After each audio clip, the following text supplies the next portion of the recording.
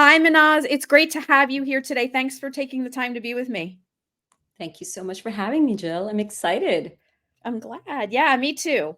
We'll get into it, but yes, very much so, because you and I both talk about the psychology of color too, which I love. Yeah, we're gonna Tell the audience a little bit. Yes, tell the audience a little bit about you. Oh, I'm an interior designer with a focus on creating positive psychological spaces. So I'm passionate about color in the built environment and not just using it for making things look good, but how does it impact human beings at a psychological level?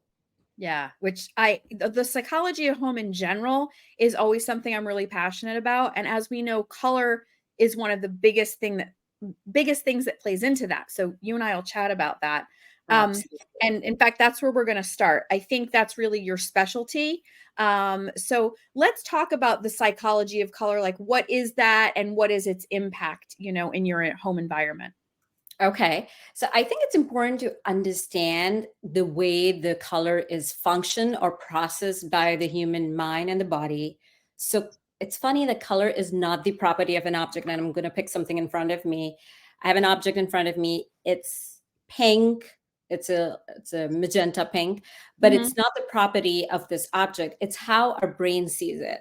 So light Hmm. is reflected into the human eye, and the eye takes that message and sends it to the brain. And we Hmm. see these different colors because if we go a little scientific, color is measured in wavelengths, and all the colors have a different wavelength. So when the human brain processes these wavelengths, a biochemical reaction happens in the human mind and body. And that's where color is no more a visual thing, it becomes psychological, physiological, and it creates certain, things happen in human mind and body, such as impacts body temperature, impacts your appetite, your mood, your attitude, your sexual desire. All of that stuff can be affected by the light that entered your brain. That's amazing. And would you say that the same colors evoke the same mood or response, or can it vary by person? Okay, that's my favorite question because it's Yeah. going to come up if somebody's going to say color is just subjective. It's not completely subjective. So Hmm. think about it like food. Let's say, Jill, tell me your favorite dessert that if you didn't have to worry about calories, what would that be? You could eat every day. Oh, what are those called? They're like it's like the hot chocolate molten lava cake. It's like Oh, that. yes.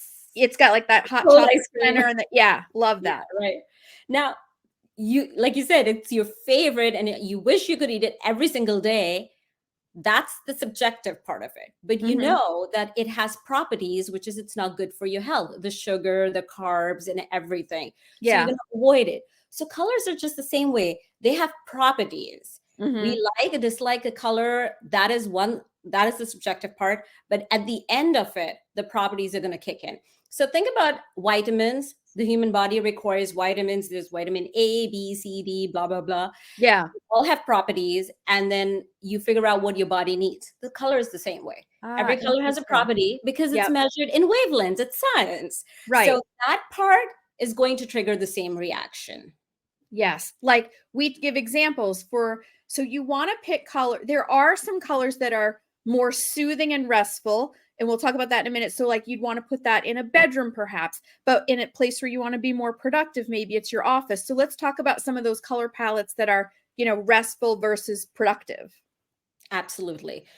So if we look at the visible spectrum of light, that is the colors the human eye can see. There is more light that we cannot see. So there Mhm. are lower wavelengths and there are longer wavelengths. So shorter wavelengths and longer wavelengths. So shorter wavelengths, which is like the shades of purple, blues, and greens, are shorter wavelengths and they're more relaxing. And in that Mhm. category, the lighter shades, like we said, light blue or low intensity, is always relaxing. The other Okay. colors, which is yellow, orange, and red, that we can see, are always more stimulating. So those colors give off more energy More perhaps, energy. right? Yeah, more Yeah. energy. And then that would be one thing. And the other thing would be the intensity, like the dark and the light colors. So that Okay. intensity also impacts energy in different ways. So a dark blue is going to be different, but a light blue is going to be different.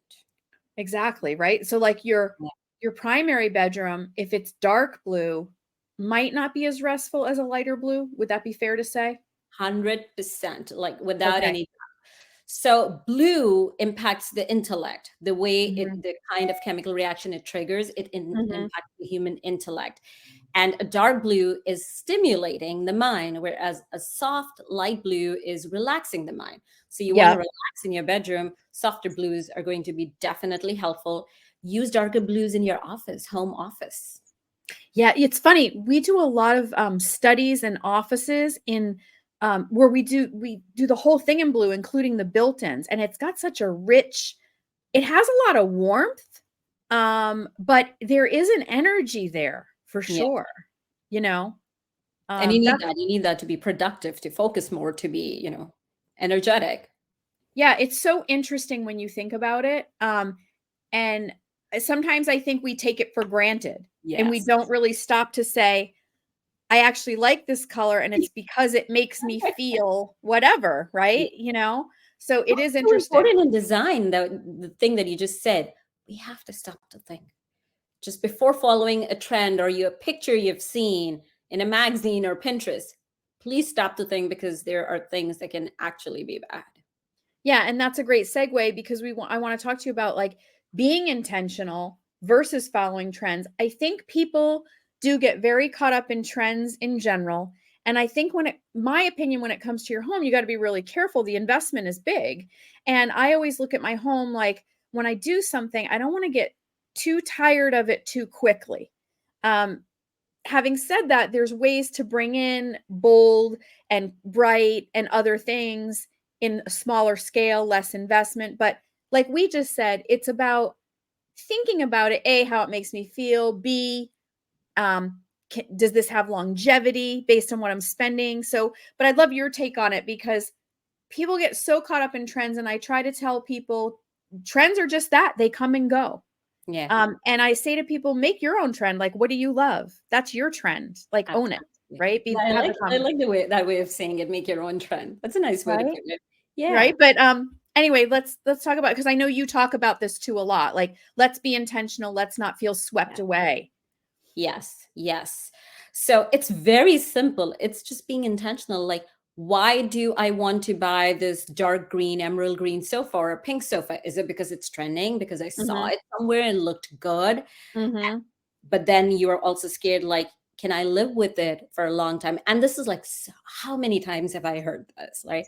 So I'll just buy a white sofa, because what if I don't, 2 years later I want to change this pink sofa, which is an expensive purchase. But if Right. you're more intentional and just give 5 seconds of thinking, why this pink sofa? What is the psychological impact of this color? What's it's going to do to my space? Just those Yes. simple questions will tell you that should you buy it or not. And if you buy it, you can live with it for a longer time. And that Yeah. changes everything. And I always say too, so like if it is an emerald green sofa or it's a pink sofa, if you really love it, you will like it a long time. You It's will what live you with love. And it's funny, I have a client and she likes more colors like that. And she bought a new home and she had a space that was I guess you'd call it kind of like a library den. And she decided that it was going to be like her space because she has a busy life with little kids. And it was going to be kind of like her girls' space so that when her friends came over, that's where she'd sit and have cocktails and like hang out. Or if she wants to just read a book or watch a movie after the kids go to bed, it's like her little it. space. And we used colors like kind of like the green on your wall for the paint. And then she wanted, like a very blush pink, cool sofa. And we put a colored pattern on like a chair for a game table. And you look at that space and you think with those colors, it's not timeless, but it totally is. Like I look at that room Oh and yeah. you will always love walking into that room and she will always love it because it really speaks to her, right? Absolutely. I'm feeling it. Yeah, absolutely. So yeah, I mean, I And think you mentioned a very important point. yeah, I want to bring this up. You said she's a mother with kids. Obviously, a mother has kids, but she's yeah, busy and she wants this one place for her. So, somebody, and again, this is what media is teaching us. And this is so much embedded in our brains that we forget to question this thing. So, somebody would think that because she is running after children, pick and drop, and school and activities and so much other things, she's yeah, so exhausted and tired at the end of the day that she wants a very calming and relaxing space. That is not always the case. She needs to be stimulated in a positive and happy, vibrant way. Yeah. And Jill, you go into so many houses, I go into so many houses, and what we see, understimulated spaces. Most of them are not relaxing, they're understimulated.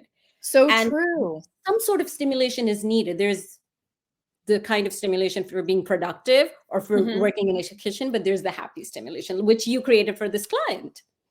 Yes, I was about to say the room feels happy, and yet it doesn't feel, even though those are color palettes not everybody is open to Yeah, or would use, there's something about it that feels soothing too. I can't explain it because the green absolutely. is very similar to the green on your back wall, which for those listening and not watching, she has a beautiful like earthy green on her back wall right now. And I used to have a guest room that color. And so I do find it's energy happy, but it's serene too. Absolutely. Um, Absolutely. and I think being intentional is really also about, I find a lot of clients just aren't confident to say, I really like this. Yeah. And so I'm just going to do it. They get so afraid. And I always say, if your gut is really responding, like you're really gravitating to something you see. The example I use is sometimes you could be in a store, let's say, and there could be just one thing that draws you. We're like, oh my God, I have to have that. Whether it's a piece of clothing, an object, you know how sometimes you just get drawn? Yeah. If you feel that, Yeah. then it's right for you. And it doesn't matter what everyone else is doing. A I lot of think, people definitely hold themselves purposely. And the space you're describing in some shade of green or in some shade of pink, I think anybody can be happy in that space. yeah, it's true. And I do think with social media, people get more caught up in trends now because let's face Yeah. it, we see all kinds of beautiful pictures on Instagram and Pinterest. But it is funny because there's a certain style that I see and everybody's repeating it. And to me, then it's like not so special and it's not so nice anymore. So you have to be really careful of trends in that way too, Yeah. because You're do you unique. really want to be exactly like everybody else? You are not exactly like other people. You are different. And it's about embracing you and showing it off in your home. And that's what I call a home that is supportive. When it is showing off your personality, telling your story, you will truly like being in that home, not waiting for your next vacation. I can promise you that. It's so true. And I think we've touched on this a little. So let's talk a little bit about, and I talk about this sometimes using pattern and whatnot, but using bold color versus using neutral in your home. So again, I think bold, people get scared. Um, but like you just said, if everything is so neutral, then it doesn't have Mhm. that spark and it can become bland. So you got to like balance that. So let's talk a little bit about the balance of either the calm and the energy or the bold versus the neutral, however we want to refer to it. Yeah. It's just like you're saying, understand your spaces, the purpose of that space, and what is that space asking. Do you want to be stimulated in this place, or do you want to be take a break in this space and calm down? And people have this impression about me that I'm color crazy, so it's all going to be crazy color. But I live with white in my house too, because you need a palette cleanse, but then you need to be stimulated. And Yep. it's just like understanding colors, like, because color is emotion. We Yep. don't live in one state of emotion all day long. Forget about every day. Even one day, we change our emotions. You might be very excited for a few moments, and then you're okay. Then you could be down, then you pick yourself up. So Right. color is like that. So room to room, you want that kind of wave going on. That's natural. Yeah, I think people get so caught up in like it's all going to look the same, and I was even seeing recently in like a Facebook group of a lot of people who feel like when they move in they should paint the room all the same color, all the rooms all the same color, and it's like you got to be really careful of that. Um Yeah, yeah. I have a different It's philosophy for okay that that. people get so afraid that it's that I don't know, rooms shouldn't be different from another. It's okay. Yeah, I always say there's like a common thread usually that will tie them together. always. Yeah. And I've I even also, gotten this one. Somebody said that my house is going to feel like a circus as every room is different. It doesn't. right. And It it really doesn't. doesn't. And we can go into the details of that, but it doesn't. And you're the common thread. You become Yeah. the number one thread because you're bringing things that speak to your personality, and there's always going to be a connection. Always. I tell people there's always a common denominator, and that's what brings it in. And the common denominator is your natural gravitation, right? Like some people love blues. A lot of people do. So there's going to be little elements of blue. I have a lot of clients like that. Some people love neutrals with black and white graphic, Yeah. it can, and some people love a lot of just fun color and pattern. I always think too, when it comes to bold versus neutral, if you're afraid of it, there's two things you can do. I feel like the bones of the room you could make neutral. Like you could Mhm. have a neutral sofa, neutral walls, and then you can pop fun pillows and accessories and maybe a light fixture that's fun or something like that. And take it in smaller doses, or take a smaller room and do something really fun and bold and see how it turns out, like a powder room or a Yeah. laundry room or a mud room, and like kind of play around with it there. And I think people will be surprised at how much they love it when they actually dare to do it. Absolutely. I think Yeah. that's a great way to begin. I would encourage everyone, if you have that fear, start small and slowly. And color is one of those things, like, when you first bought your first pair of shoe that was $50 and it felt like, oh, a lot. But then you got like, okay, I can spend $50. Next time you buy $75, $100. Now you're buying $500 shoes all the Right. time. But you Right. slowly increase that. That's how color would be the same way. Slowly, one painting, I want more, I want more. And it's that kind of thing. Yeah, it's almost like about exposing yourself, right? Yeah. Yeah, totally. Um, so I just brought this up a little bit, but and you brought it up too. The people who think, let's say they're moving into a new house or they're redoing and they say, okay, I'm going to paint all the rooms the same color or have everything the same color. And this happens, I think you and I even talked briefly about it, can happen in builder homes as well. And Mhm. let's talk about why that isn't a good thing necessarily. Okay. So in color psychology and design psychology, the philosophy is that if you break down the house, we have all of these rooms in the house. We have the Mhm. bedrooms and the living room and the family room and formal dining and breakfast. There is a purpose because they serve different purpose. They're different functions. And that's why we have separated them. And then there's the debate of the open plan. Some people don't agree for it. Uh, but again, there's still some sort of difference between a kitchen and an open concept also. So when we have different purposes, you want to decorate or color them differently because the purpose is different and the color is going to support that purpose. So That's a that's the good main tip. thing why my philosophy is like different colors. And then we just talked about how it is going to connect. Eventually, it's not going to feel distinct. It's not going to feel like it's part of somebody else's home, or it's going to feel like it's a circus. That actually doesn't happen. Yeah, that's such a smart way to look at it. And I do think if you have an open floor plan. So, for example, when you walk into my house, my entry hall opens up into my kitchen area. So, my entry hall, up the hallway, and through the kitchen are the same color. But my dining room, family room, office, living room are different colors than that. Mhm. So, I mean, open floor plan is one thing, but I think you bring up such a good point. And it's like we talked about in the beginning, some rooms need to be restful, some need to be, productive. And so Stimulating, you have yes. to take the function into the account as Yes. well. That's how you're going to feel supported in your room, in your house. So if the open concept is bothering someone, one thing we do is we keep the same palette. So the same colors are going to be used, but you change how much color is being used. Like, so you have a kitchen flowing into a living room. Yep. So the kitchen is more white and has some accents of green and other colors that are also in the living room, but the living room has more green and less white. So Right. that connection stays, they flow like smoothly, but they still have a different personality. Right. Like I'll even say take a color and then use the shades, the higher and the lower shades of Mhm. it as you walk through. The other danger I find with same color, and especially where that gray trend was so big for so long and it's still here, but I had clients where they're like, okay, I want the walls gray, the sofa gray, and the rug gray. And I'm like, look, the room can look gray without, when you have every piece, it's again, it's about balance, Yeah. right? And having and bringing in some tech. And it's like if you want it all neutral, that's fine, but we got to bring in some texture, or maybe cream would offset that if you don't want an actual color. I mean, the one thing about gray that was beautiful was I said to people, it goes with every color. Like if you want your accent to be navy or orange or magenta or what, you can pop color.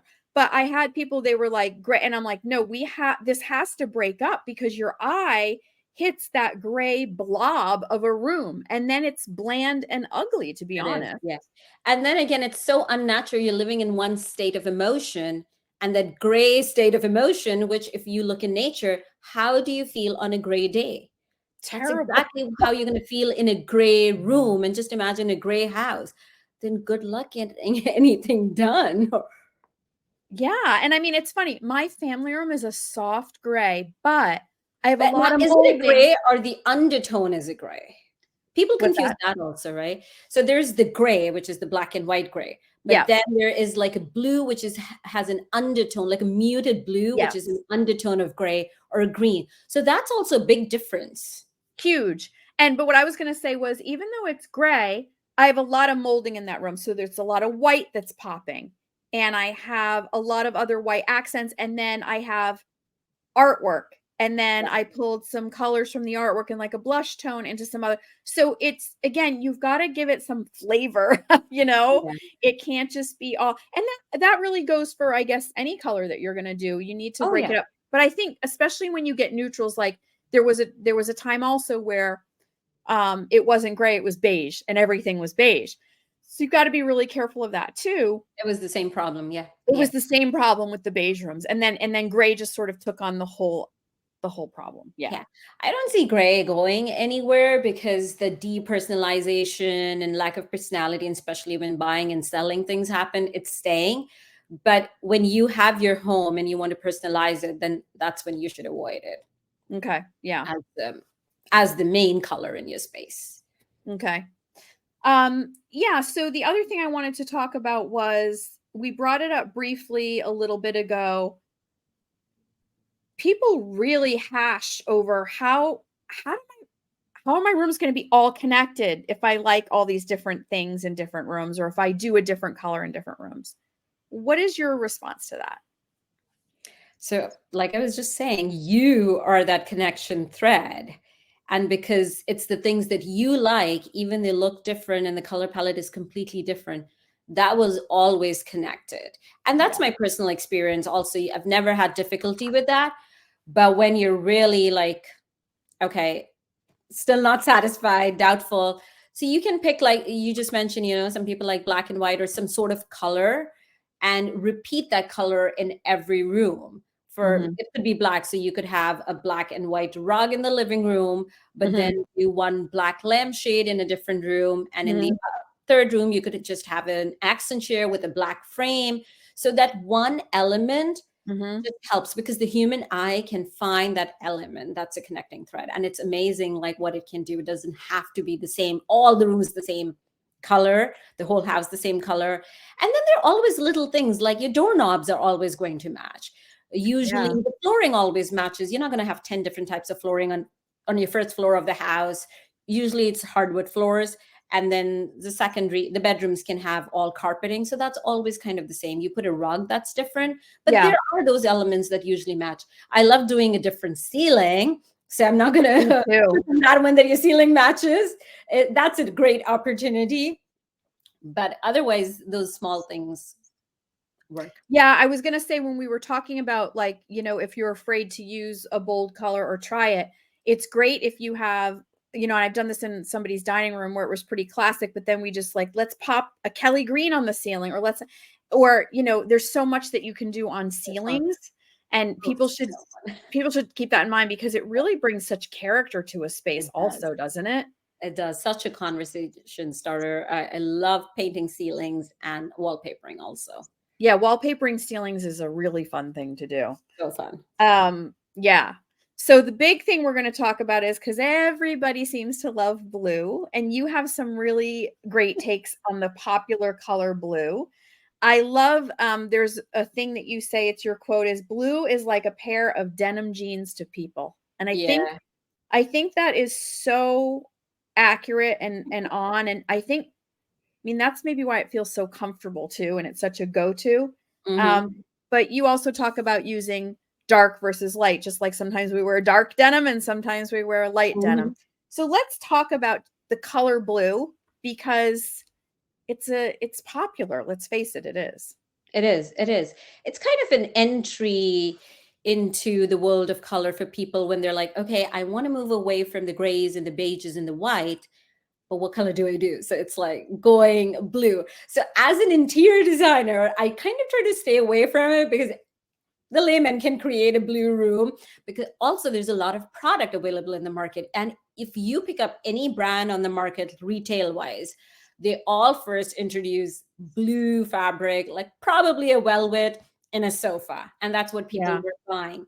And when people got used to it, they have some have brought other colors, others have not, but blue was that entry into color, and that's where I think it became that blue jeans and people are comfortable, so they Yes. are able to add that one color, which is great. That's a good starting point. And then, somebody can help you, a designer can help you bring in the third and the fourth color. That is also key, because that's what differentiates space, DIY space, Hmm. from a designer space, the third and the fourth color. Yeah, you know what's nice about blue too? Like a navy blue, you could pop jewel. Let's say you had a navy blue room, like we were talking about, like a study or something, or a navy blue velvet sofa.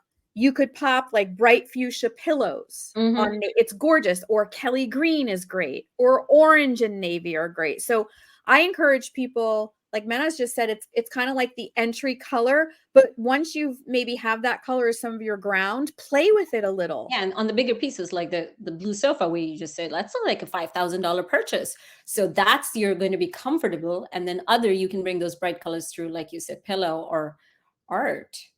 Or art, or accessories on the coffee table or the Strongly. bookcases. But what's nice about navy is when you pop some of those colors against it, it's such a cool look.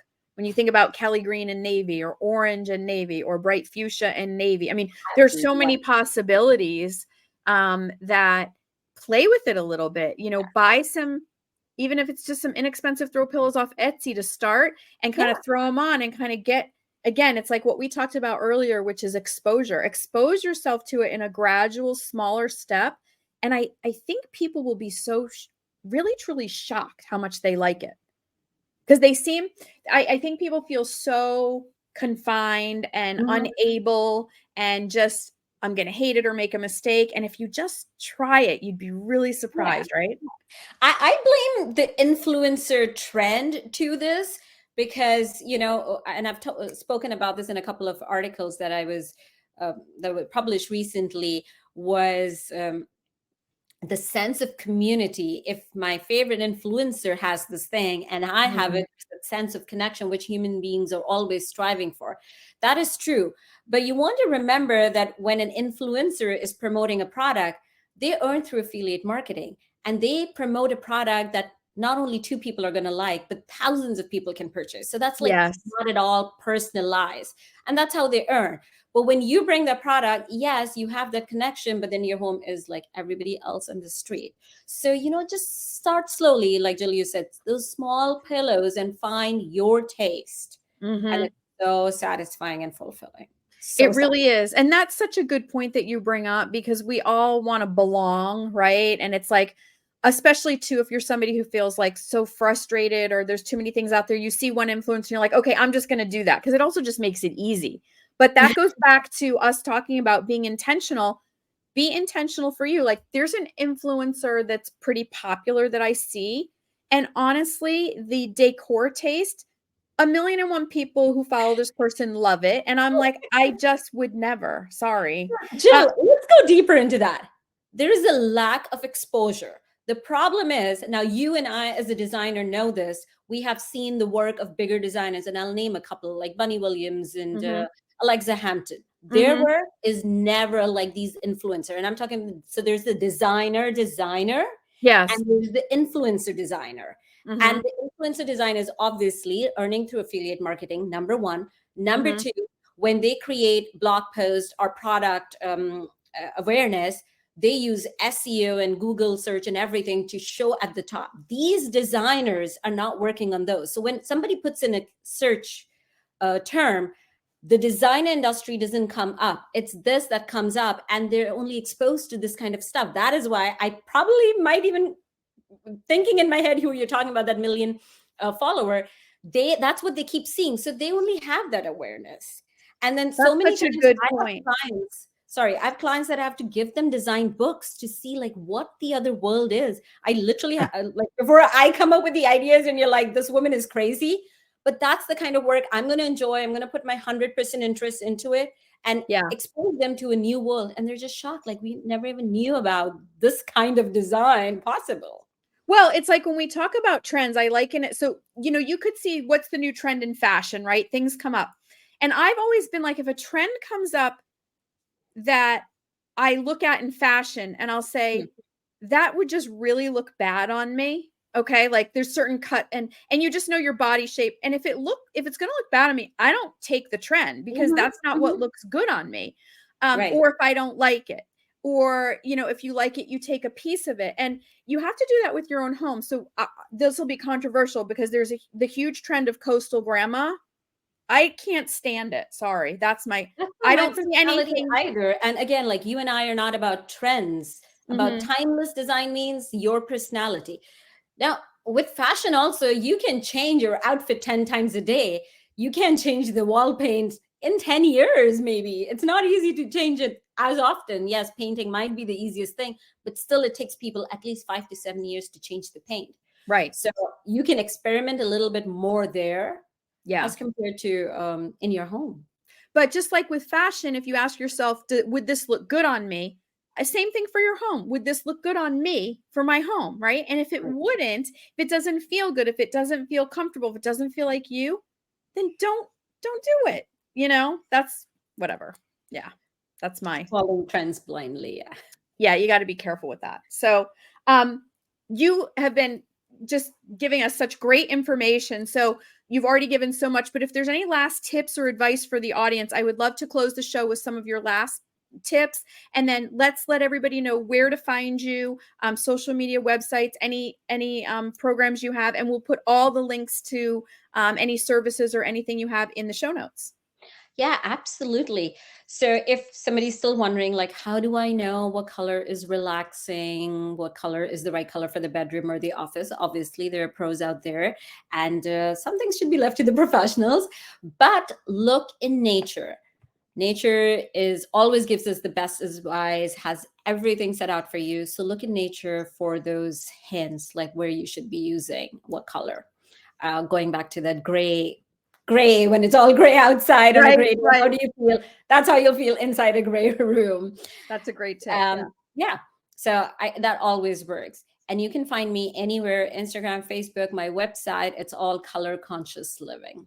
Okay. So it's Color Conscious Living on all the platforms. Okay. Absolutely. Yeah, we'll put the links in the show notes. And you've been a pleasure. You're a wealth of information. So I encourage the audience to follow her. She, Mehnaz, has great reels and things on Instagram and really valuable information to help you. So I was really, really glad to meet up with you through Instagram and have this chat. This has been wonderful. Thank you so much for having me. Awesome. Thanks. And I will talk to you soon. Take care. Thank you. Bye.